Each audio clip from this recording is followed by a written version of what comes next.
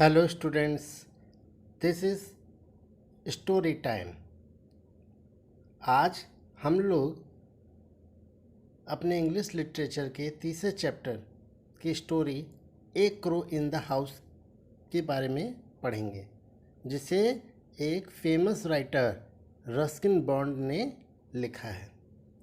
Ruskin bond जी जो एक writer है जिन्होंने ये स्टोरी लिखी है, ये इन्होंने अपनी एक लाइफ की इंसिडेंट को नरेट किया है अपने मुँह ज़बानी, जो इनकी एक बुक का एक हिस्सा है। रस्किन बॉन्ड जी ने बहुत सारी बुक्स लिखी हैं, स्टोरीज लिखी हैं, ठीक है। जैसे आपने एक जंगल बुक फिल्म देखी होगी, ठीक है, वो भी रस्किन बॉन्ड द्वारा लिखी गई है। तो रस्किन बॉन्ड द्वारा लिखी गई इस पोएम इस स्टोरी के बारे में आइए हम पढ़ते हैं, जो रस्किन बॉन्ड की ज़िंदगी में घटी हुई एक घटना है, ठीक है। इसमें रस्किन बॉन्ड जी ने अपने आप को नरेट किया है और एक क्रो इन द हाउस यानी एक घर में एक कौवे के बारे में बताया है उन्होंने, ठीक है। एक बार क्या होता है कि जो रस्किन बॉन्ड जी है वो बाहर जा रहे होते हैं। तो जब जा रहे होते हैं तो देखते हैं क्या कि जो एक एक बिल्कुल यंग क्रो होता है, मतलब जवान कौवा होता है, ठीक है। वो अपने घोंसले से गिर जाता है और गिरकर जो फड़फड़ाते हुए लगभग वो रोड पे आ जाता है, ठीक है। जब वो रोड पे आ जाता है तो उस किसी गाड़ी या किसी टांगे से या से उसके कुचलने का खतरा बहुत बढ़ जाता है, ठीक है। बढ़ जाता है और हो सकता है वो कुचल भी जाता है, या फिर कोई बिल्ली उसको देख लेती तो उसको वो सीजट कर लेती, झपट के खा जाती, मार देती, ठीक है। तो जब मैंने देखा कि वो तड़प रहा है, वो फड़फड़ा रहा है और कहीं गाड़ी उसको कुचल ना दे, मतलब रस्किन बॉन्ड जी अपने बारे में बता रहे कि जब मैंने देखा उसको कि कहीं कोई गाड़ी उसको कुचल ना दे या कोई तांगा ना कुचल दे या कोई बिल्ली झपट के खा ना जाए, तो मैंने क्या किया, उसको उठा लिया। किसको उठा लिया? कौवे को। आगे रस्किन बॉन्ड जी कहते हैं, जब मैंने उसको उठा लिया तो मैं उसको अपने मुझे उसकी जो कंडीशन थी उस पर दया आ गई, सॉरी कंडीशन पे दया आ गई, दयनीय दशा देख के मुझे दया आ गई और मैं इसे अपने घर ले आया, ठीक है। अब वो इतना कमज़ोर हो चुका था कि मतलब इतना उसको मतलब उसकी तबीयत ख़राब हो चुकी थी कि उसकी जो चोंच थी ना वो खुल ही नहीं रहा था और उसका सर जो है एकदम ड्रॉप हो गया था, सर एकदम गिर गया था और we did not expect it to live. और उसे लग रहा था, उसके घर वालों को लग रहा था भी ये जो है बचेगा नहीं, ठीक है। उम्मीद मतलब वो उम्मीद कर रहे थे कि अभी बच नहीं पाएगा, जिंदा नहीं रह पाएगा। लेकिन रस्किन बॉन्ड जी और उनके जो ग्रैंडफादर थे, दादाजी थे, उन्होंने पूरी कोशिश की ताकि वो बच जाए, ठीक है। We fed it by gently opening its beak, ठीक है। उन दोनों ने क्या किया, उसको खाना खिलाने के लिए उसकी जो होंठ मतलब चोंच खुल नहीं रही थी, उसे पेंसिल से किसी तरह से उठा करके और उसके मुंह में छोटे छोटे ब्रेड के टुकड़े और दूध डाल के उसे खिलाया, जिसका परिणाम क्या हुआ, इस तरह से करने से जो यंग क्रो था वो जल्दी ही ठीक हो गया, ठीक है। उसके बाद he was offered his freedom but he did not take it. Instead, he made himself at home in the house. Grandmother, Aunt Mabel, and even some of the grandfather's pets objected, but there was no way of getting rid of the bird. ठीक है। अच्छा, इसकी जो words आपको समझ में नहीं आ रहे होंगे, मैंने वर्ड मीनिंग आपको दी थी, उसे आप याद कर लेंगे तो आपको बहुत अच्छे से ये चैप्टर और भी समझ में आएगा। तो चलिए कहानी में आगे बढ़ते हैं। तो जब वो कौवा ठीक हो गया तो हम लोगों ने कहा भाई अब जाओ, अब तुम ठीक हो गए, अब आराम से बाहर चले जाओ, आराम से अब रहो अपने फैमिली ढूंढो अपने कौवे के साथियों के साथ, ठीक है। फ्रीडम हर किसी को अच्छी लगती है, तुम भी फ्री होकर जाओ अपने, ठीक हो गए, जाओ यहाँ से, ठीक है। परंतु उसने इस फ्रीडम को एक्सेप्ट नहीं किया। इंस्टीड उसके बदले बजाय he made himself at home in the house, उसे इस घर में रहना पसंद था, वो यहाँ जाना ही नहीं चाहता था। अच्छा, जब वो जाना नहीं चाहता तो उसकी जो दादी थी, मतलब रस्किन बॉन्ड की, और उसकी आंटी थी मेबल, जिनका नाम मेबल था, और उसके जो ग्रैंडफादर के जो पालतू, मतलब ऐसा नहीं कि वो कौवे केवल एक जानवर रखते थे, और भी उनके घर में बहुत सारे बिल्ली, कुत्ते, पक्षी, ठीक है, पेट्स जो थे उन्होंने पाल रखे थे। उन सब ने ऑब्जेक्ट किया, दादी जी ने, उसकी मेबल ने, और उसके घर में जो पालतू जानवर थे उन सब ने ऑब्जेक्ट किया। But there was no way getting rid of the bird, परंतु उनके पास उससे छुटकारा पाने का कोई भी रास्ता नहीं था। यानी इस कौवे से वो छुटकारा पाना चाहते थे, लेकिन उनको पास कोई रास्ता नहीं था उससे छुटकारा पाने का। और वो लोग क्या करते थे, सब लोग मिल करके उन्होंने कौवे का नाम क्या रख दिया, सीजर। क्या रखा, सीजर नाम रख दिया। Before long, Caesar was joining us at mealtime. Beside finding his own grubs or beetles in the garden, he danced about on the dining table and gave us no peace until he had even had been given his small bowl of meat and soup and vegetables. He was always restless, getting about, investigating things. He would hop across a table to empty a matchbox of its contents, or rip the daily paper to shred, or overturn a vase of flour, or tug at the tail of one of the dogs. अच्छा, जब थोड़ा समय बीता तो scissor जो था, जो कौवे का नाम था सीज़र, ठीक है, वो उनके साथ खाने के समय भी ज्वाइन कर लेता था। मतलब जब वो लोग खाना खाने बैठते थे तो वो भी आ जाता था, ठीक है। बिसाइड फाइंडिंग हिज, इसके अलावा वो जो मतलब गार्डन वगैरह थे, वहाँ गार्डन पे जाके वो जो है बीटल्स और ग्रप्स यानी कोड़वा और जो भावरा या झींगुर को पकड़ पकड़ के खाता भी था, ठीक है। वो भी करता था और उसके साथ ये भी करता था, ठीक है। मतलब खाना तो खाता ही था इन लोगों के साथ, ऊपर से जाके वो गार्डन में ये सब भी करता था, खाता था कीड़े खोद खोद के, ठीक है। जब वो लोग डाइनिंग टेबल पे खाना खाते थे तो वो कूद कूद के डांस करता था, और उनको बिल्कुल शांति से खाना खाने नहीं देता था, ठीक है। यहाँ तक कि वो उनके जो वो मीट खा रहे होते हैं या सब्जियों का जूस पी रहे होते हैं, वो उसमें भी चोंच मार मार के खाने लगता था, ठीक है।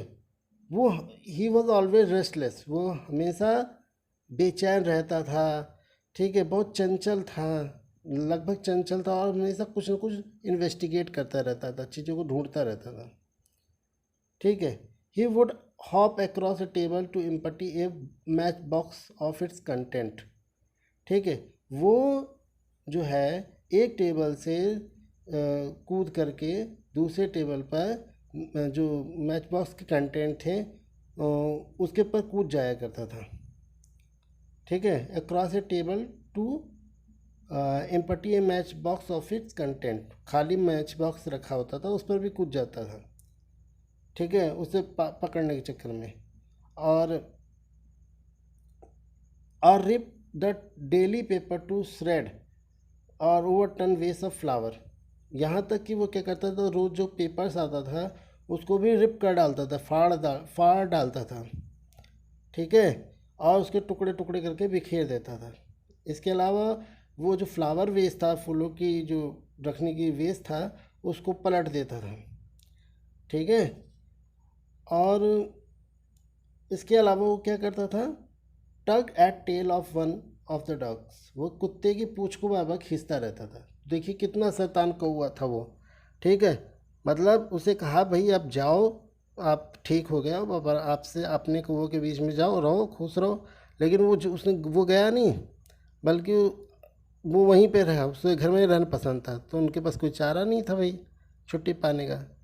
तो जब वो खाना खाना बैठते तो वो भी खाना आ जाता है, और इसके अलावा खाता ही था, उसके बाद कीड़े भी जाके खाता था गार्डन में। तो जब वो खा रहे होते तो डांस करने लगता था, ठीक है। वो मीट सूप खा रहे होते तो वो भी चोंच मार मार के खाने लगता था। वो ऐसा लगता था कि वो बेचैन है, ठीक है। बहुत ही फिट गेटिंग है, मतलब चंचल है, ठीक है, और चीज़ों को ढूंढता रहता था, और एक टेबल से दूसरी टेबल में मैच बॉक्स के कंटेंट की तरह खाली कंटेंट के लिए ऊपर कूद जाया करता था, ठीक है। और रोज़ डेली अखबार को फाड़ के बिखेर देता था, फ्लावर वेस को पलट देता था, और कुत्ते जो पाल रखे थे उन्होंने उनके पूछे खींचता रहता था, ठीक है। तो इतना परेशान कर रखा था उन लोगों को, रस्किन बॉर्ड उनकी फैमिली को, उस कौवे ने। अच्छा, that crow will be ruin of us, grumbled grandmother, picking marigolds off the carpet. Cannot keep him in a cage. We did try keeping Caesar in a cage, but he was so angry and objected with such fierce crowing and flapping that it was better for our nerves and peace of mind to give him the run of the house. ठीक है। जब वो इतना परेशान करने लगा इन सब चीज़ों से, ठीक है, फ्लावर वेस गिरा दे रहा, कुत्ते की पूंछ खींच रहा बार बार, ठीक है, तो उसकी जो भाई फ्लावर वेस गिरा दिया तो फ्लावर वेस गिर गया, तो उसकी जो दादी थी वो जो मैरी गोल्ड का फ्लावर वेस था उनको उसको फ्लावर कारपेट से उठाते हुए बड़बड़ाते हुए बोलती थी, ये जो कौवा है ना ये हम सबको बर्बाद कर देगा। ऐसे बड़बड़ाती रहती, बड़बड़ाने लगी, ठीक है। क्या हम लोग इसको और पक्षियों की तरह और जानवरों की तरह क्या किसी पिंजड़े में नहीं रख सकते, उसके दादाजी से बोलने लगी, ठीक है। तो फिर हम लोगों ने क्या किया, उस सीज़र को जो है पिंजड़े रखने की कोशिश की, रखा गया एक पिंजड़े में, सब लोगों ने मिलकर रखा, ठीक है। परंतु जैसे ही उसको पिंजड़े में रखा वो बहुत गुस्सा हो गया, ठीक है, और गुस्से के मारे वो क्या करने लगा, वो जो है पिंजड़े में काँव काँव काँव दिन भर करने लगा, और फ्लैपिंग यानी फड़फड़ाने लगा, उड़ उड़ के फड़फड़ फड़फड़ करता था। जिन भर काँव काँव फ्लैपिंग करने के कारण क्या हो गया, उनकी दिमाग की मतलब दादा दादी मतलब उस रस्किन बॉन्ड की जो दिमागी जो शांति थी वो एकदम चली गई, ठीक है। और उन्होंने कहा कि भाई अगर दिमाग की शांति चाहते हो, घर में शांति चाहते हो, तो इसको भैया निकाल के घर में कूदने दो, चिल्लाने दो, लेकिन इसे पिंजड़े में रखना ठीक नहीं है, नहीं तो हम लोगों को सोने नहीं देगा, खाने पीने नहीं देगा। तो इन लोगों ने उसे पिंजड़े से निकाल दिया, ठीक है। तो in time Caesar learn to talk a little as raven sometime do in a cracked throaty voice. He would sit for hours outside the window banging on the glass with his beak and calling hello hello. He would recognize the click of the gate, ठीक है। तो आगे जब मतलब उसे आज़ाद कर दिया गया पिंजड़े से, ठीक है, तो अब थोड़े समय बाद देखा गया कि सीज़र जो है धीरे धीरे बोलना सीख रहा है। जैसे एक कौवे की प्रजाति होती है रेवन, जैसे वो करते थे वैसे ये कौवा भी करता था। तो दादाजी उसके समझ गए कि ये जो है ना जंगली कौवा है, ये पालतू कौवा नहीं है या नॉर्मल कौवे की तरह नहीं है, ठीक है। तो जो रेवन जैसा करता था वैसे वो भी धीरे धीरे इंसानों की तरह बोलने लगा। उसकी आवाज़ थोड़ा थ्रोटकीली वॉइस थी, थ्रोटी वॉइस थी, मतलब मोटी आवाज़ थी, लेकिन बोलने की कोशिश करता था। वो क्या करता था, ही would shit for the hours outside the window, वो खिड़की के बाहर बैठ जाता था, घंटों बैठ जाता था, और banging on the glass with the beak, वो और जो कांच था उस पर जो कांच था उस पर क्या करता था, मतलब वो उसे पीटता था, ठीक है, और या खुला रहता था तो उसे बंद करता था, और जो है अपनी चोंच से उससे बंद करने की कोशिश या खोलने की कोशिश या उस पर मारने की कोशिश करता था, और बोलता था हेलो हेलो हेलो करके बोलता था, ठीक है।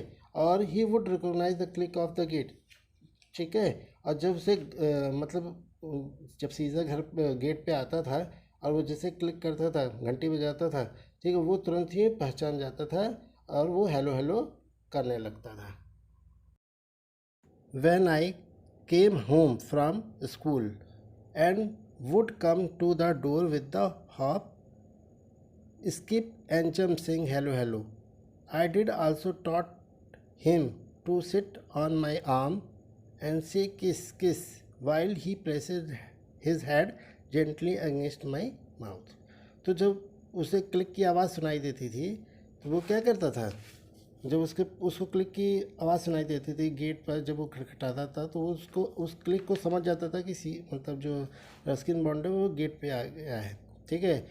और जब मैं गेट पे आ जाता था तो वो पहचान लेता था और तुरंत वो क्या करता था, वो डोर पे दरवाजे पे आ जाता था कूद करके और स्किप करके कूद करके मुझसे मेरे पास आकर के हेलो हेलो करता था, ठीक है।